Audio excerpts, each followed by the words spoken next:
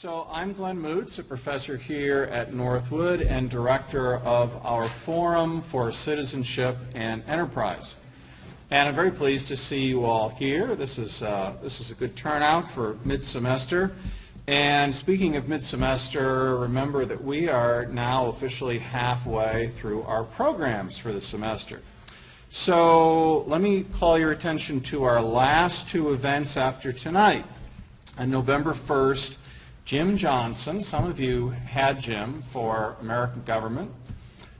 Jim will be back. He debated Alex Tokarev, Professor Tokarev, last year on Sweatshops, or Professor Tokarev. Well, that was a great event, by the way, and too bad we can't. We should have you guys debate something, just the two of you again, because that was so much fun the first time. But Jim's coming back, and he's going to debate right to work with Vinnie Vernuccio from the Mackinac Center for Public Policy.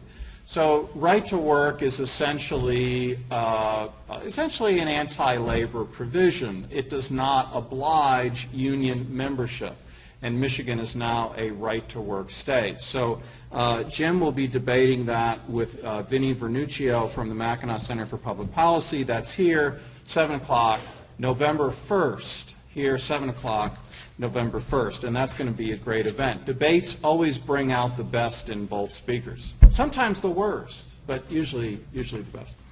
Okay, and then November 15th, that's also a Tuesday, we will be in here again at 7 o'clock debating the question of the morality of capitalism. And that will be between Doug Bondow from the Cato Institute. Doug was here 2 years ago, about a year and a half ago, to debate foreign policy with Max Boot. That was a great debate that we had that night. Doug will be debating Troy Catterson of Salve Regina University. Again, the question, is capitalism moral? Before I go further, let me also remind you that our semester's programs are sponsored by the Institute for Humane Studies and the John Templeton Foundation. And the Institute for Humane Studies is located in Arlington, Virginia. They advance a freer society by facilitating the development of students and scholars who share an interest in liberty.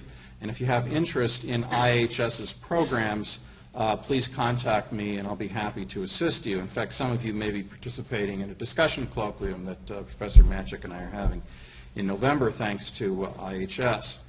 Now, IHS wants your feedback. So when you came in, you got this little sheet of paper with the tiny URL on it. We used to do these by paper, but we decided to enter the 21st century. So what you do is just take this tiny URL, put it directly into your phone, tablet, or computer. I checked this on the way over here, and you should get our survey. That's extremely efficient for them. It gives you an opportunity to make your opinions known very quickly.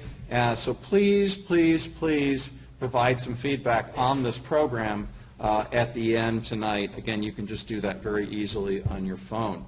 Now, tonight we also owe a special thanks to the Manhattan Institute for Policy Research.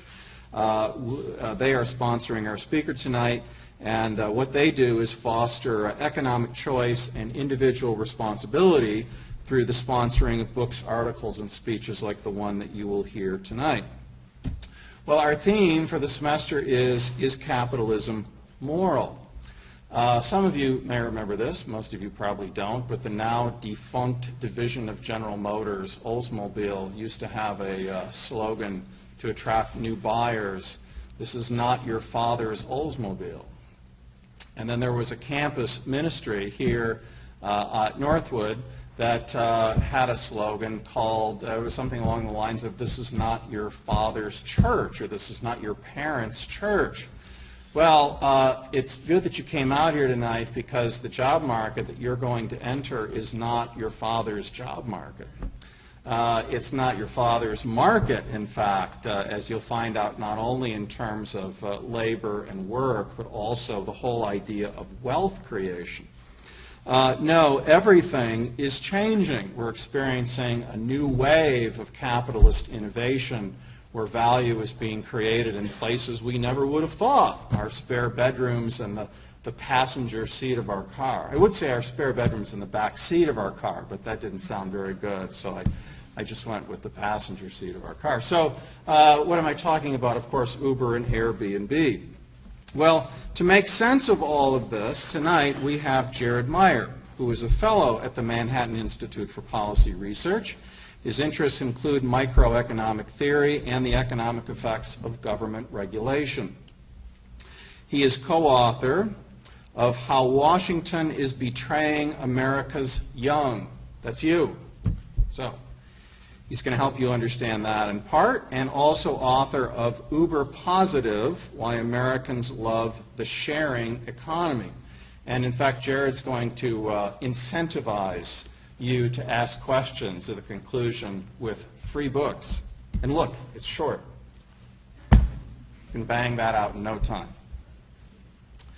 Meyer has testified before the House Republican Policy Committee, the House Budget Committee, the Joint Economic Committee, the House Education and Workforce Committee, and House Judiciary Committee. Needless to say, he lives in D.C., right? And we need people like him to testify before these committees to give them the straight scoop. He's a regular contributor to The Federalist, CapX, Forbes, and Reason. His research has been published in various places, including the Wall Street Journal, which you know we have here on campus, Yahoo Finance, Real Clear Politics, and National Review. He's been a guest on many radio and television shows, including the BBC World Service, ABC, Fox News, and NPR. Prior to joining the Manhattan Institute, Meyer was a research assistant for the political philosopher Douglas Rasmussen and received a B.S. in finance and a minor in philosophy of law from St. John's University in New York. And he'll speak for about 35 minutes. We'll go to Q&A. Again, we have books to incentivize you. I hope you look forward to learning more about the market that you'll be entering upon graduation. And please join me in welcoming Jered Meyer.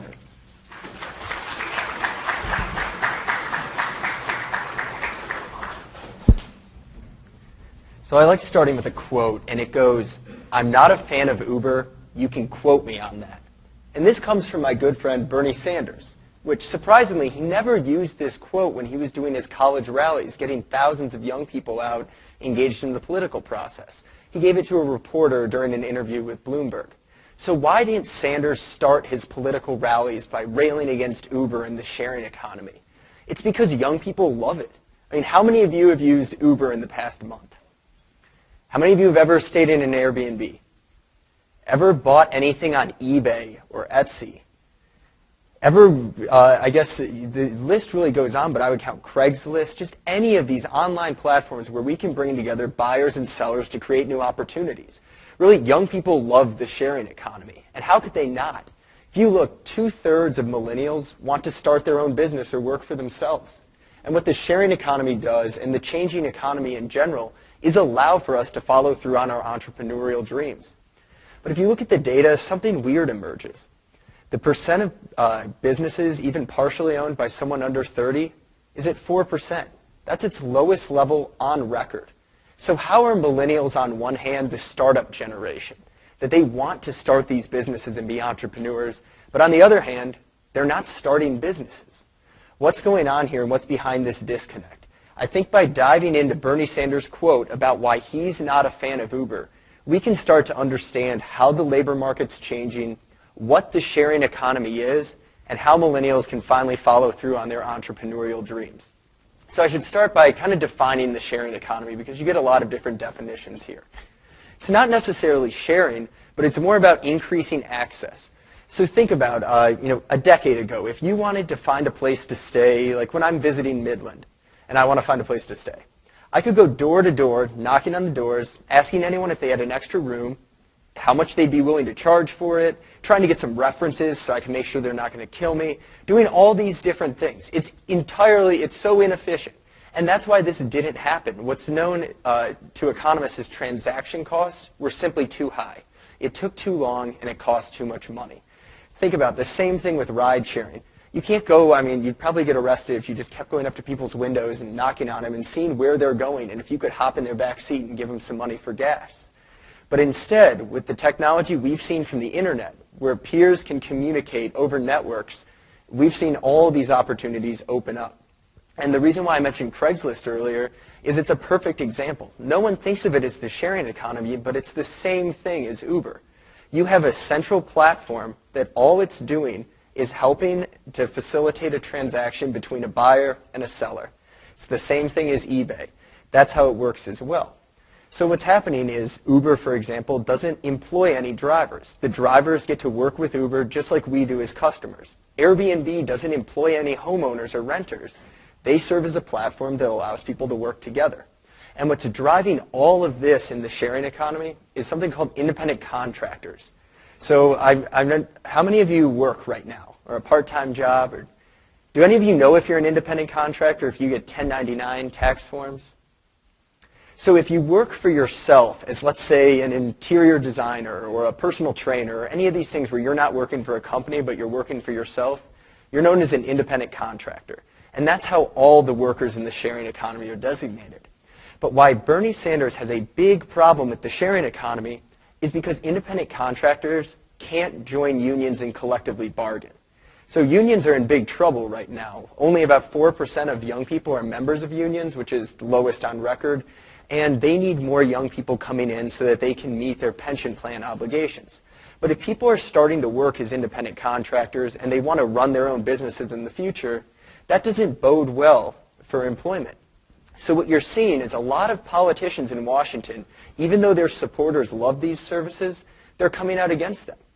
I mean, Hillary Clinton, she's trying to do outreach right now to young voters, but she's against Uber and Lyft and different ride-sharing services because she says they only succeed by taking advantage of their workers and misclassifying them as independent contractors. That's not going to help her. I mean, Donald Trump, on the other hand, he talks so much, you think he would just randomly say the word sharing and economy next to each other? But he hasn't done it yet. So these are two older people running for president who seem to not understand the future of work, of what we want. And instead of talking about the sharing economy, they just constantly talk about manufacturing jobs. So about 7% of the U.S. job market now. And really, to go off of Glenn's point when he was introducing me, this isn't your father's workforce. This isn't your grandfather's workforce. This isn't your mother's workforce. Manufacturing jobs, they're not coming back. I don't care what Donald Trump promises. What we're doing is we're moving towards a service economy where people can work for themselves. And what we see is that these older politicians just want to bring back the 1950s. They remember this age where they thought that's how you would build a middle-class career working in these for a large employer. That's not the case today. If you look at it, actually the whole idea of going and working at a massive company, let's take Dow Chemical here, for example. How it was organized is because it was too expensive to go out and just contract with individuals on a basis. If any of you take an economics class, it's always more efficient to make a transaction for every different aspect that you're doing in your business because it's easier to measure costs and the benefits you're getting. So then why did we have all these employees? It was because these transaction costs were too high, similar to why I didn't go around knocking on people's doors when I was in college and they didn't have Airbnb. So they would bring on people full time. Think of a graphic designer. If Northwood wanted to remake their logo, for example, maybe in the past what they'd done is bring on a graphic designer full time, and even if they could only have them work about half the time, because it costs too much to find a new person for every project and figure out if they were any good or not. But now in today's economy, you can hop on Thumbtack, you can hop on any of these new web platforms and easily find someone who can do your job. So that's really the central way that I see the economy shifting. We're going towards a work that is individualized, flexible, and mobile, yet we have people in government who have a bunch of policies that I'll go into later that make it so that you have a boss, have to punch a time card, and should join a union. These are two different views of the future of work, and they're coming it ahead. But first, I think we should dive into a few more aspects of the sharing economy because it shows other parts of what's going on in regulators' heads. So how many of you, let's say, when you fly home, do you all fly out of Detroit, or what airport do you fly out of? Detroit. So that's kind of annoying having to drive all the way to Detroit. I did it this morning. Wouldn't it be great if you could just fly a private jet from the small airport around here to wherever you were going? Like, that sounds pretty good. But it's always been too expensive to charter a private jet. There's no way college students could afford it. Believe it or not, we actually had affordable private air travel for the masses, and then government took it away from us. And this is a very personal story. I spent about half this month on a plane, and I really cannot stand flying commercial anymore. But it was a company called Flight Now. And what they did was take these same themes I've been talking about, taking an old technology and putting it online. So you've always been able to, if you were a private pilot, go to a physical bulletin board and pin on, I'm flying from Midland, Michigan to Chicago. Does anyone want to split the fuel costs with me? And again, that's very inefficient. Do you want to have to be going to the airport every day, checking that physical bulletin board, figuring out if the pilot's leaving at the time you want, and figuring out what the cost will be? No one wants to do that, so we weren't taking advantage of it. Well, two entrepreneurs decided to take this physical bulletin board and put it online. Just like you see with Craigslist. People don't use newspaper ads anymore or a town center bulletin board. They can go to Craigslist. So these entrepreneurs did it and allowed the pilots to, again, split the cost of their fuel with anyone who wanted to travel with them for trips they were already taking. Well, the entrepreneurs decided to go to the FAA, which is the federal regulator that works on commercial flight. And they were just like, I just want to make sure we're following the regulations here. We understand it's completely illegal to do this on the physical bulletin board. Well, the FAA said, you know what, nope, you can't operate. And they were very confused because, again, if something's legal in the 1950s style of how it was set up or going back even further, why shouldn't it be legal if you put it online? But the FAA decided that because they used an online platform, they were the same as Delta Airlines. They're not the same as Delta Airlines, and there are a multitude of reasons, but the main problem was the FAA honestly said, let's say you advertised your flight on Facebook, and you had 60 friends. Oh, I'm flying here, anyone want to come with me? The FAA is like, oh, of course, that's fine. But what if you had 1,000 friends? All of a sudden the FAA was like, oh no, then you can't do that. So now we literally have a government agency telling you how many friends you can have on Facebook if you want to share some costs while you're flying in an airplane. So this idea of regulators standing against changes in the market, and more are going to come as this type of work and these type of opportunities grow, is what you're seeing all throughout the economy. Just look at Uber, for example. Just a few years ago, states were flat out banning ride-sharing services. And it wasn't because of safety, even though that's always the justification regulators in Washington and state capitals use. They'll say we need to limit these new services because they pose a threat to public safety. But look at ride-sharing and compare that to taxis, the other option. So taxis, believe it or not, driving in one is one of the most dangerous occupations you can have in the U.S. Taxi drivers have twice the homicide rate of police officers, another pretty dangerous job. And the reason for this is trips are paid for in cash, and also it's completely anonymous. I mean, if you designed a place for a crime to take place, the backseat of a taxi, you really couldn't do much better than that. Compare that to ride-sharing, where your identity is verified beforehand and no cash changes hands. I mean, you'll see politicians who are against ride-sharing bring up isolated cases of something going wrong in an Uber. But if you commit a crime in an Uber, it's really just a cry for help. Like, you want to get caught. They have your credit card. They have all your information. They know exactly where you are while you're in the car. So these technological advances, they're not just opening up options for us. They're actually making us safer. And how could it not? Think about after you get out of a car, and think about, I guess, even after this speech. You get to rate me, and IHS gets to hear if you thought I was any good or not. That's the kind of feedback that wasn't possible months ago. I mean, just going back to airlines, sorry, like I said, I've been flying a lot lately. If you think about it, there was one trip I was making with, I really don't want to name names, but Frontier Airlines. And I'm trying to fly down to Atlanta, and they just keep delaying it 15 minutes. Pretty soon it's a 6-hour delay. I was on one plane, had to get off to another one. And I was very angry, so I started tweeting at Frontier about, to all my friends, all my 10 followers I have. I was like, look, I know it's cheap, but just never fly Frontier. Turns out Frontier actually messaged me back, tried to give me more accurate updates, and ended up refunding my flight and giving me a credit enough I could use it to fly to Mexico later. That's pretty cool. And that could not happen just a decade ago. Imagine calling something like the IRS customer service line. That's what a lot of calling businesses was like. Now, businesses are being more responsive and having to behave themselves better because we can hold companies accountable. Think, businesses aren't going to regulate themselves, but their customers can definitely keep them in line. And as the economy continues to change in ways that gives consumers more power, we're going to just get more information and have a stronger way to be able to regulate companies. But people like Bernie Sanders seem to be unable to realize that you can have regulation without the government. It doesn't always have to be government-driven regulation. What I think is more effective, allows more innovation, and really does hold companies accountable is consumer-driven regulation. Just think of one kind of crazy example, but when was the last time any of you going out to eat ended up looking on a government website to see what their food inspection score was? Is that how you figure out where you want to go on a Friday night? It's not the case. You go to Yelp or you go to Google reviews, yet regulators consistently act as if these new services don't exist.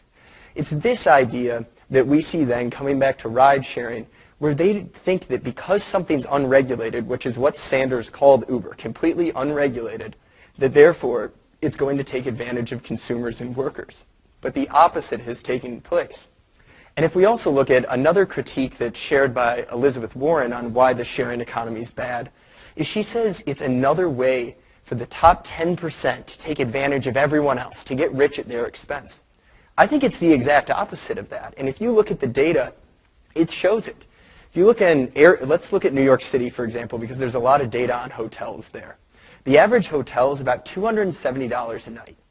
I'm sure for a lot of you, that's way too expensive for a trip to New York. I mean, it's too expensive for me to stay in a hotel in Midtown. Then, if you look on Airbnb, there's hundreds of listings for under that price. And I was looking right before I came here. There's one for, I think, $54 that you can have a shared loft in Williamsburg, Brooklyn, which is one of the most in-demand neighborhoods.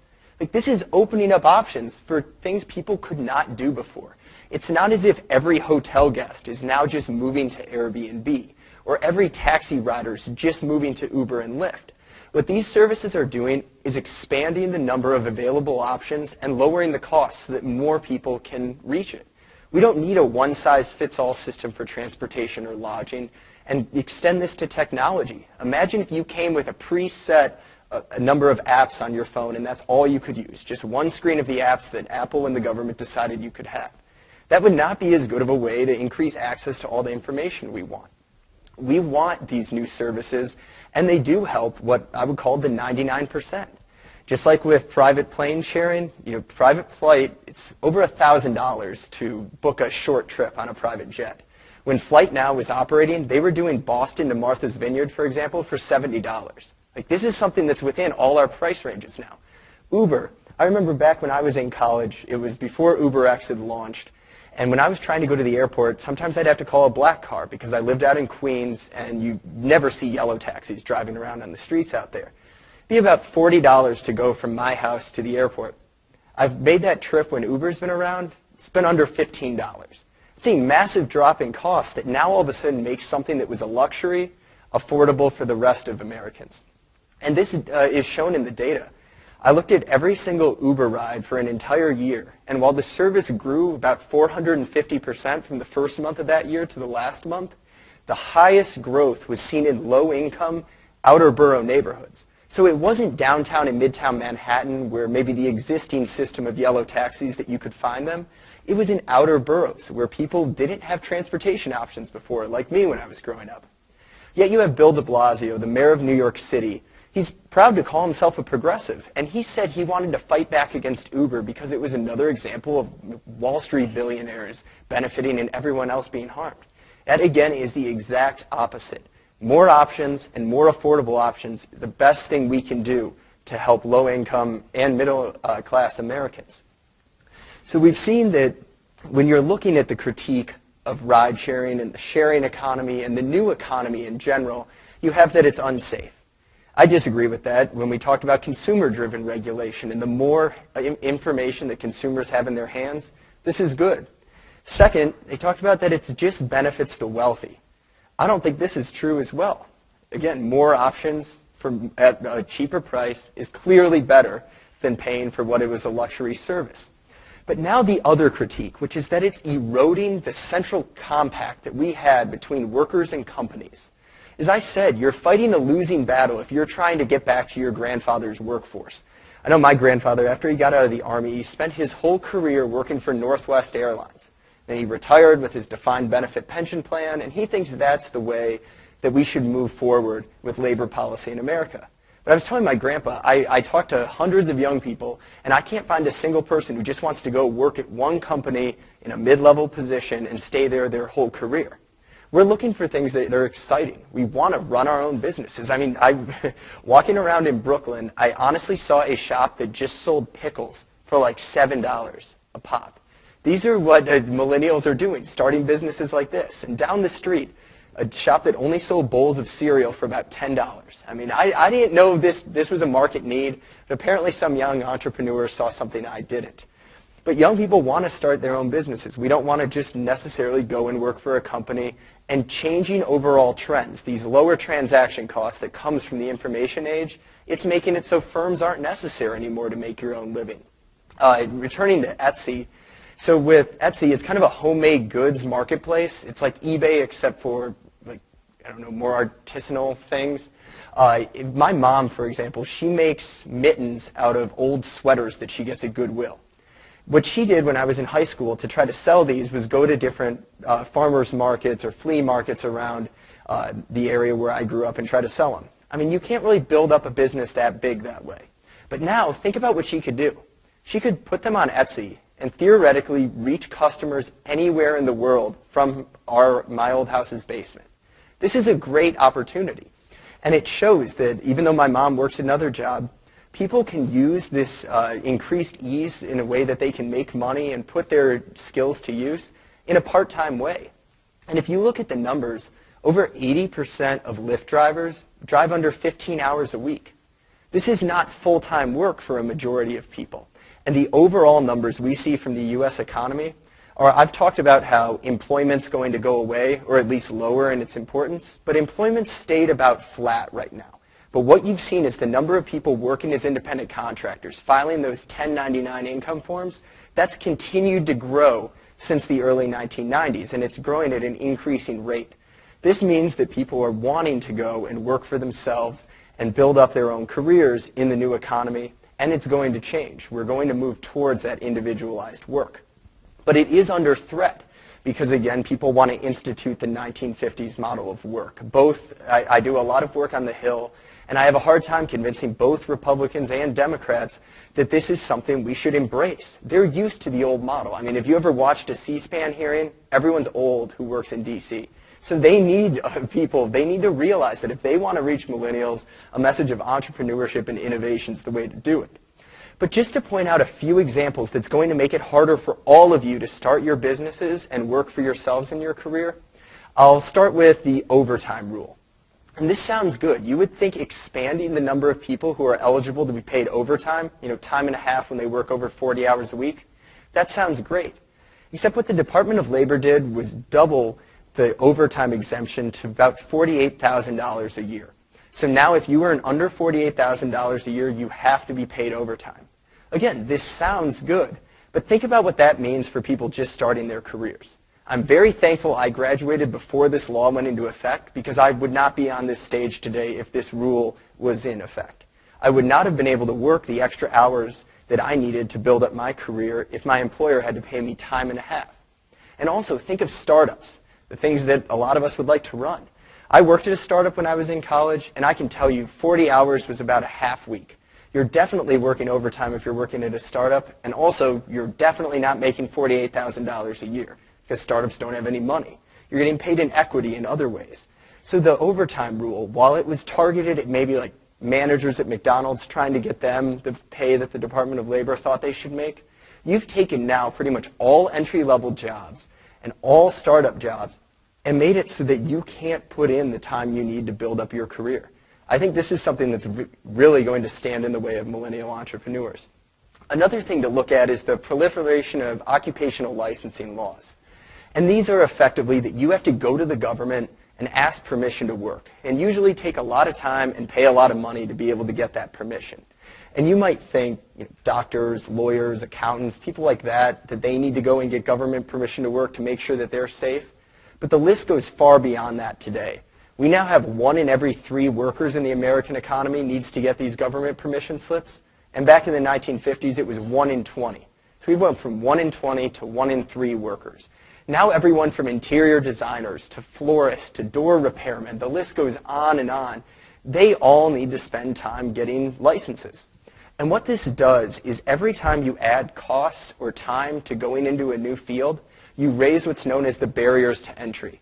Think about before Uber came along. In a lot of markets, you had to get a taxi medallion in order to operate. And these things in New York City went for $1.3 million at one point. Good luck deciding to start a business driving people around on the side if you're a college student. I mean, I don't know how you could come up with $1.3 million. And in other cities, these would run maybe $150,000, $600,000. These are all barriers to entry that make it harder to start working. But what Uber did was get around that. But we're not seeing that in the rest of the economy. Again, 1 in 3 workers need these licenses. And what it's doing is lowering the ability of young people to get into jobs.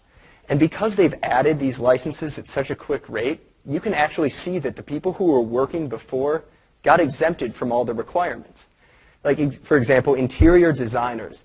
They take an average of 6 years for the government to decide they should be able to work. That's insane. I mean, EMTs, emergency medical technicians, take an average of 33 days. And these people are literally holding lives in their hands. So even though government regulations are always pushed in the name of safety, just think 6 years to put pillows together. I know it's a highly skilled job, but it's not a dangerous job. And then you have 33 days for EMTs. Something's off there. And the case of why we get this is because established interests, people who are already able to build their careers, are already able to carve out a part of the market, they don't want competition. Taxis don't want competition. Hotels don't want competition. Established interior designers don't want competition. And they'll go to any length to try to convince you that we need to cut off opportunities for people to enter new career fields. For example, the American Society for Interior Designers, during an actual testimony in Florida, claimed that if we licensed designers nationwide, we'd save 88,000 lives a year. I was like, wow, that's pretty impressive. Maybe I've been wrong on this. It is a dangerous job. Turns out they got this number by looking at the number of people who die from bacteria infections in hospitals each year. And they said if you would have just picked the right, linoleum, no one would die of a hospital infection. Clearly that's wrong and misusing statistics to the extreme. But if you're not on the lookout as you're trying to build your business for people who are trying to keep you out and will use these kind of arguments, this is what will happen. And government regulators, more often than not, they're standing against change. I mean, their knee-jerk reaction is to regulate. Regulators going to regulate. That's a good way to think about it. And when you have someone from the status quo coming in and using these scare tactics, that's pretty powerful. And that's why we see a lot of pushback on innovative services. Just as another example, just because it's very fun, in Louisiana, that's the only state that licensed florists. Seriously, they're taking flower, put together, sell. You need a government license to do that. What's even crazier than that you need a license is that the other 49 states, there's no outbreak of, people getting stabbed by floral arrangements or whatever could go wrong. So if you look at the other 49 states, if they can get by without licensing florists, I think Louisiana can too. And even further, the pass rate for the Louisiana florist exam is half as high as the pass rate for the Louisiana bar exam. So it's twice as hard to become a florist in Louisiana as it is to become a lawyer. And I don't think it's any coincidence that the people judging the florist exam are existing florists who want to keep out that new competition. And this is what we're seeing. Again, to kind of tie this all together, we've got a movement towards independent work. And we have the desire of young people to work for themselves. There's the economic factors pushing it away from the giant firms because of lower transaction costs. And there's the startup generation, which the media always calls us. But then you also have the idea of that when you have innovative services, you're getting this pushback, even when they're clearly good for consumers. I mean, just think, if you needed a 6-year license to create an app like you do for interior designers, we'd never have Snapchat, Instagram, Angry Birds. I mean, any of these games or services that we use on an almost daily basis, you would not have that anymore. It's the idea that you have to ask the government first for permission to do something. That's what's going to slow down the economy. And the way we've had the thousands, if not millions of little changes that have improved our lives since we've been born is thankfully actually to President Bill Clinton. He put in place an explicit policy that let the internet develop free of regulation. This wasn't a given. Other countries decided to apply regulatory models to the internet from the beginning. have an idea of you have to prove your service completely safe, then we'll allow it. The US adopted a strategy of what's known as permissionless innovation, which is you can create these services online and innovate and take the internet where you think it should go and where your customers want it to go, and you don't have to ask for permission first. You're just held liable when things go wrong. And this is what has allowed the massive changes we've seen, and while other industries have stagnated. Look at energy, finance, a lot of these areas, you haven't seen the innovation that's happened online. And it's because they are bogged down with endless dictates on how entrepreneurs need to run their business models. But this is under attack right now. You see one of the central parts that has allowed the economy to grow, at least online, was what's known as, it's called Sections 230 of the Communications Decency Act, for anyone who cares. But the main point is that when a platform like YouTube, if a user put a video on YouTube, people can't sue YouTube for having that video posted. Think Facebook, Twitter, none of these things would exist without this Section 230 of the Communications Decency Act. But you have New York, just last Friday, passing a law saying that Airbnb is going to be held liable for people posting illegal hotels, they call it, on Airbnb, which means posting a residence that you're not living in. So now you have this central idea that's allowed Facebook, all social networking, all review sites to take place. You have that under threat. And it's going to really change if we don't step back and protect the permissionless innovation we saw driving the internet forward. There's no way we're going to get the benefits of the internet when it clashes with the real world, which is why I think you've seen the fights we're seeing now with ride sharing, home sharing, anything else that's working out in the new economy. So there's a lot that we're covering, and I just want to talk a little bit more about the labor idea, which is, again, that we need people to all be employees because it's easier to control them that way. It's easier to be able to put in place certain benefits that the government mandates.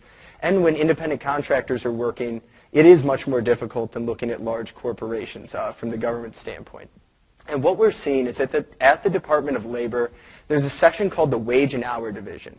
And what they've done is effectively ruin the sharing economy by blog post.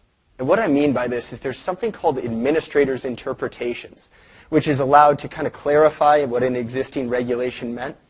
But the Department of Labor has been taking advantage of this and releasing blog posts saying that courts need to stop, for example, taking into account when workers can choose to work whenever they want, when determining if they're an independent contractor or an employee. Think about how this would apply to Uber. There's a lot of court cases right now where Uber's being sued saying that it's an employer, not someone who works with contractors. If all of a sudden the fact that drivers can choose to work whenever they want shouldn't be considered, you might have Uber drivers all be deemed employees.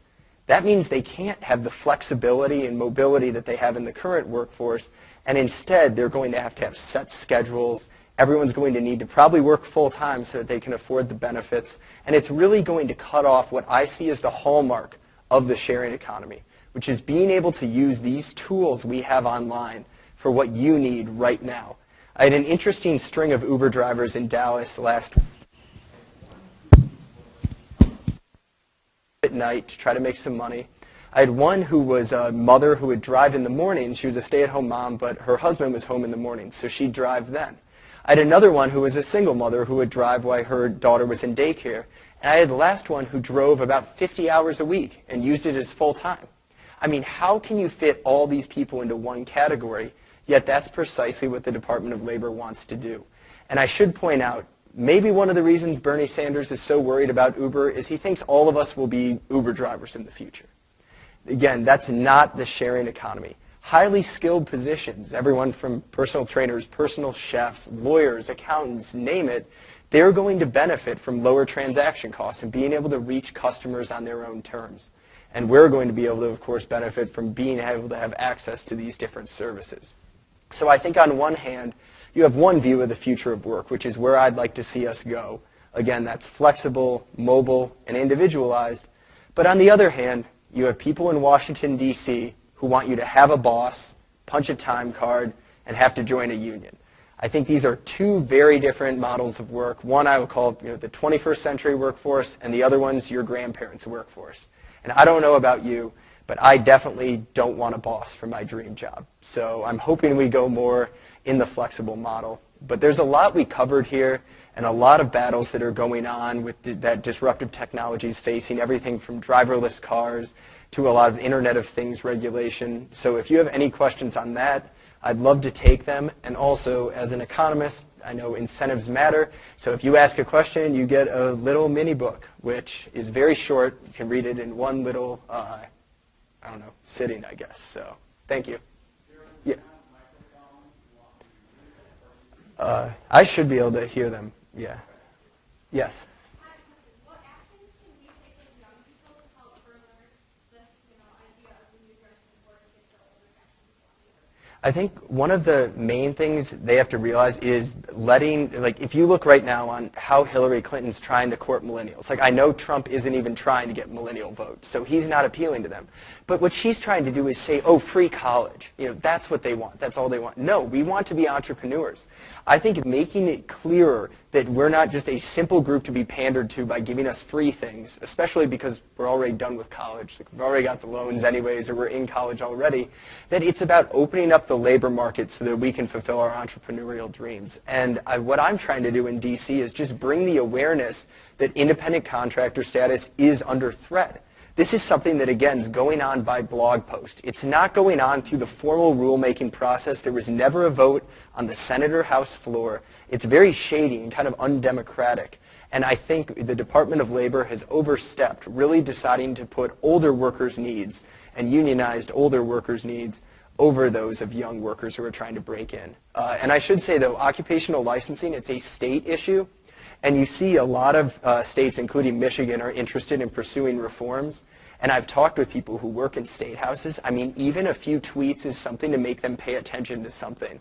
So if you hear about a ridiculous licensing story or something you need to do, just do what I did to Frontier Airlines. Just annoy your representative until they actually respond to you. Yes? Do you see this turning around at some point in the future, or do you think people who make applications nowadays will eventually seek licensure for applications?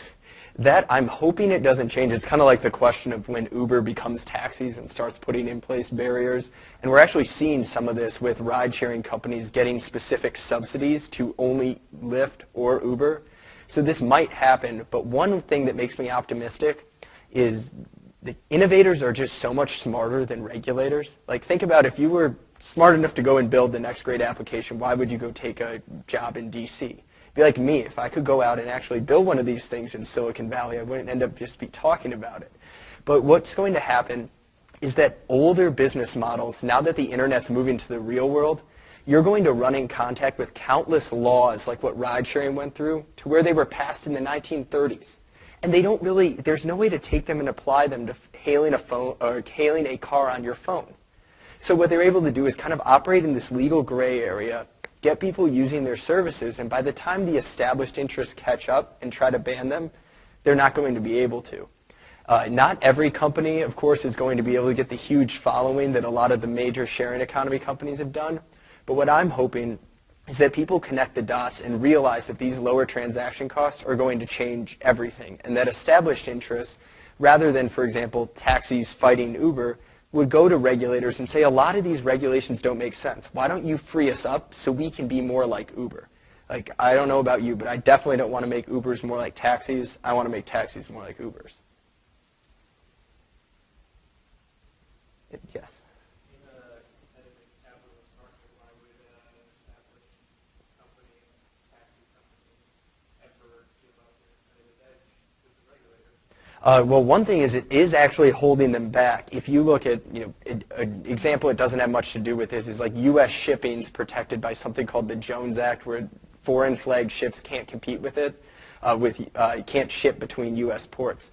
And what's happened is academic studies have shown that the U.S. shipping industry is losing its competitiveness. Like when you don't have competition, your customer service, your ability to maximize profits, all of that starts to suffer. So, do you have another follow-up with? Well, historically, when this happens, it's usually just been a closing of some free trade market, like when Great Britain couldn't. Yeah, so you're wondering though why taxis would why they would want to push for deregulation rather than. Their lack of competition forced them to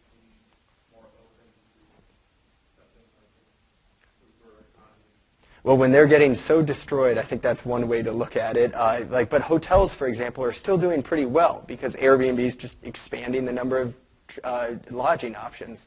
But what I'm hoping is that regulators, I know like Elizabeth Warren, when she gave a whole speech on the sharing economy, she said, I'm for the sharing economy. I just want them to stop fighting against common sense regulation. Well, no, common sense, there's two ways to quote unquote level the playing field, which is what she said she was trying to do. You can build up the barriers that are already there and apply it to new technologies. That's one way to do it. But the other one is get rid of antiquated regulations that truly make no sense. And if the whole point of regulation is to keep the public safe, I don't think it's too much to ask to look at each specific regulation and ask, are consumers being protected or are established interests being protected? We've still got some more books, so. Yes. The downside, so there is a concern right now, if you're an employee, your employer has to provide you with certain benefits like workers' compensation, unemployment insurance, overtime pay. The list goes on now in a lot of cases, health care. Independent contractors don't have to be provided with really anything because they run their own business. You're working for yourself and you're just contracting with this firm. So people are worried about the erosion of, as I said, the compact that we reach where employers take care of things. But what I would like to do is kind of level the playing field by getting rid of, for example, the tax benefits for employers providing your health care. Like as we're going to move to a more individualized economy, what we need to do is instead of saying that your employer has to provide health care for you and we're going to give them a tax benefit for doing so, stop penalizing individuals who want to go to the market. That's just one way, but I think the downside right now is if we don't change anything, the benefits to being an employee are so high. You stand to gain because of systems that the federal government's designed that we're going to see some problems. But thankfully there is a large, interest on Capitol Hill about harmonizing benefits and making it so that they're portable, which is what the Affordable Care Act in its early stages was trying to do, was allow you to leave your job and still keep some form of health care. So we need an idea where it doesn't matter where you move, but portable benefits follow you, kind of like IRAs that we have right now from the government, or certain health savings accounts. Like those ideas are where we need to move towards, where it's not you're locked in your job and your employer has to provide this for you, because it's just not going to stay in the way it was in the past where you work at one employer for decades and they take care of this. Yes? In your opinion, should there be any regulations at all when it comes to withdrawal Airbnb? I think the main regulations you need to look at is when something goes wrong. So for example, that drivers need to have driver's licenses. That's something that applies to normal drivers, so it should apply to Uber.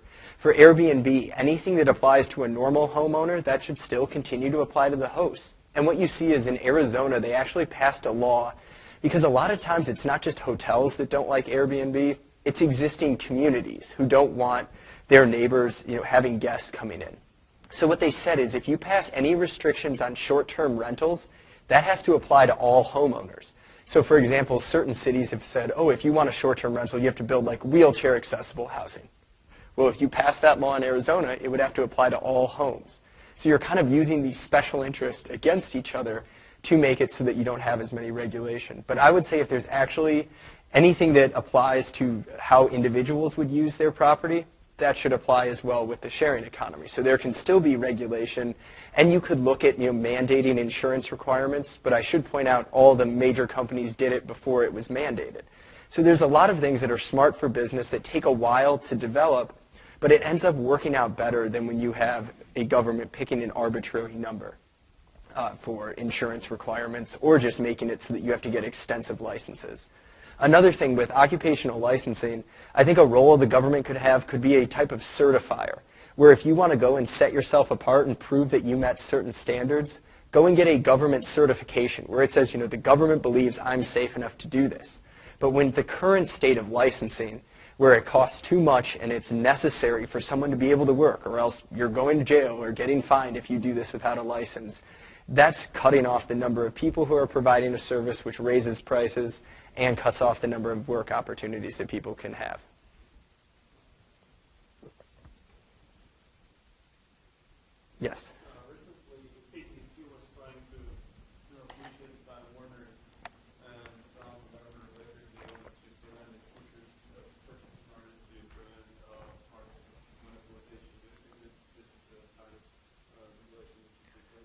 So that one's interesting, and when you're looking at something like cable companies or ISPs, there is so much, I guess, interplay on monopoly rights to even be able to lay down their service in areas that there's more to that.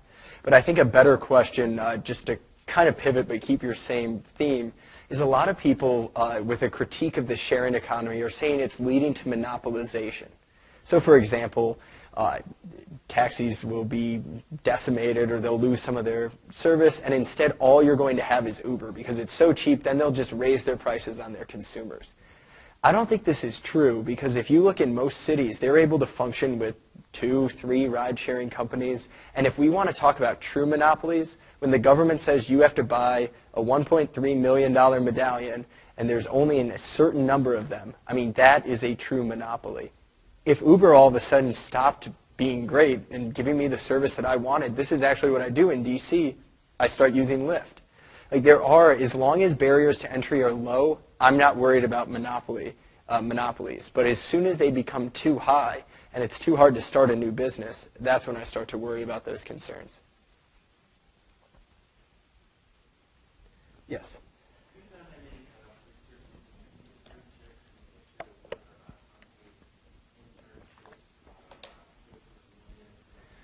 Yeah, I'm glad you asked that question. In my last book before this one, I had a section on that. So that's another thing that when you're looking at labor market regulations, it sounds good. Like I did unpaid internships. It's hard to make it work when you're doing that.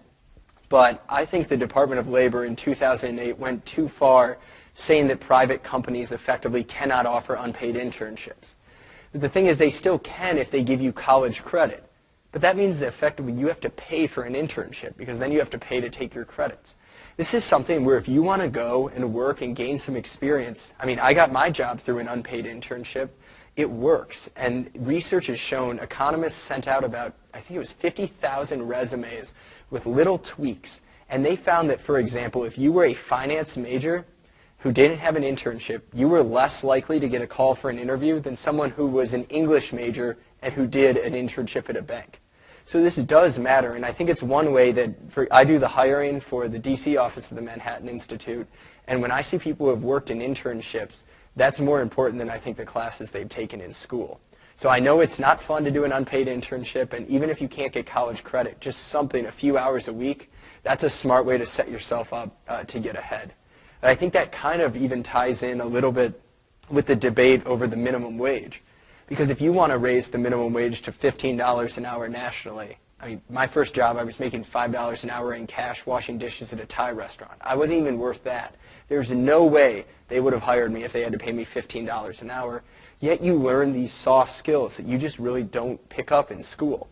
So I think while raising the minimum wage will help some workers, and it's heartbreaking to think about, single mothers trying to raise children on the minimum wage, when you look at young workers, raising it to a level that's as high as $15, there's no way we're going to be able to get the opportunities that we once had. And already, only a third of teenagers are participating in the labor force, which means they're employed or looking for work. This was 55% 20 years ago. So it's drastically fallen. We're already facing decreasing work opportunities. And if you can't get your first job, there's no way you can get your future ones.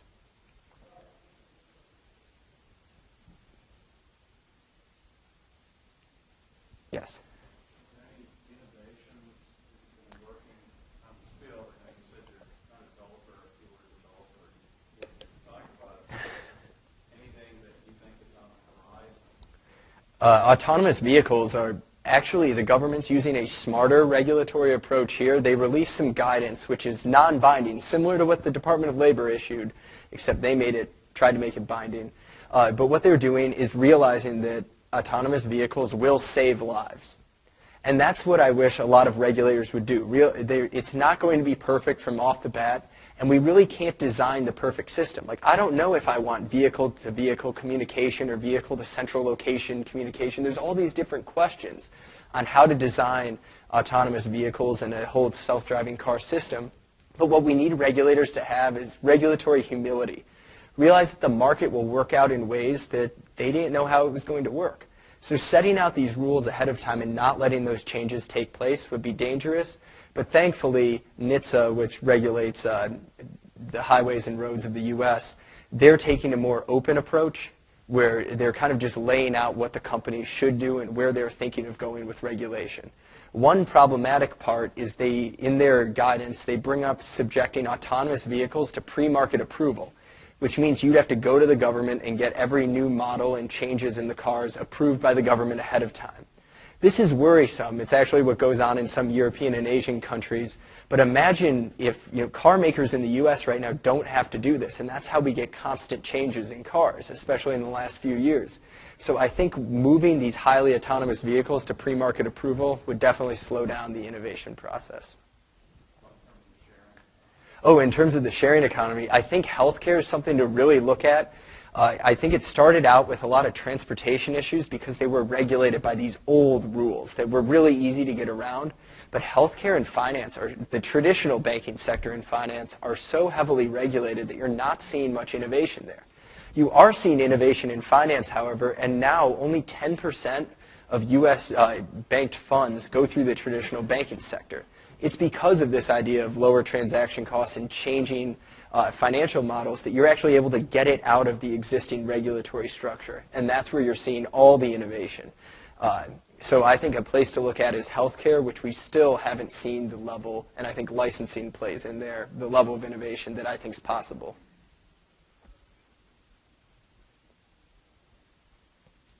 I think we've got still one more book, if anyone has a question. If not, I'll have to save it for the U of M students this week. So, all right, there we go.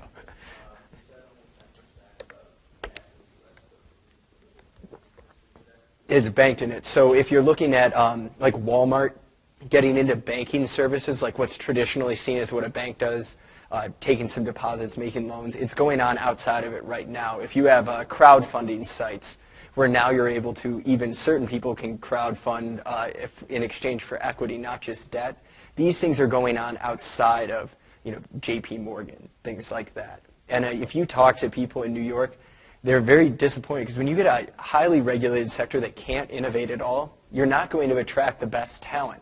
And there's a reason why a lot of graduates now, rather than going and wanting to work in investment banking on Wall Street, want to move out to Silicon Valley and start working out there. It's because the banking sector has been so squeezed in ways that go far beyond, I would say, ensuring a certain level of stability or consumer protection. I mean, if you look at our Code of Federal Regulations right now, it's 175,000 pages long. I mean, of course, not all of this applies to every business model, but imagine trying to figure out which of these pages apply to you. And it's not simple legal rambling. Rather, if you go through those 175,000 pages, which I don't suggest you do, but if you picked every time a word such as must, cannot, or shall is used, that's over 1 million times. I mean, we truly have 1 million commandments from Washington right now on business owners. How can we expect anyone to grow a business, much less start a business, when they have to figure out which of those restrictions apply to them? So I think overhauling our regulatory system is the best way to get the economy growing. Like some of my colleagues work on tax reform. I'm sure that would help. But I think if you talk to entrepreneurs, regulations are the main barriers they're facing. It's not taxes. It's being able to bring these products to consumers in the way that you know they want, rather than the way that government says you have to. But I'll just end on a quick note on why I am optimistic on getting some of these changes. Like I said, young people really, regardless of political persuasion, want to start their own businesses. That's great. Small business, entrepreneurship, those are all buzzwords that both parties use. But secondly, if you look at opinion surveys, one in particular found that only 18% of millennials think that government regulators primarily have the public's interest in mind. And I call this the Uber effect. When you have government come in and get between you and your Uber, it's very clear what the effect of that regulation was. Whereas, for example, with finance or, let's say, energy, by the time you plug in your phone to charge it or send your friends some money on Venmo, the effects of regulation are far from clear. So I think people have realized and are thinking twice, which is all I want. Just don't give regulators the benefit of the doubt, because more often than not, they're beholden to special interests. They're trying to protect these entrenched interests and not protect public safety. So I think there's been a realization of that. And if anything, on the pushback on the sharing economy, that's the best result I think we've gotten. But thank you, and I'll be sticking around for a while after if any of you want to chat or have any other questions.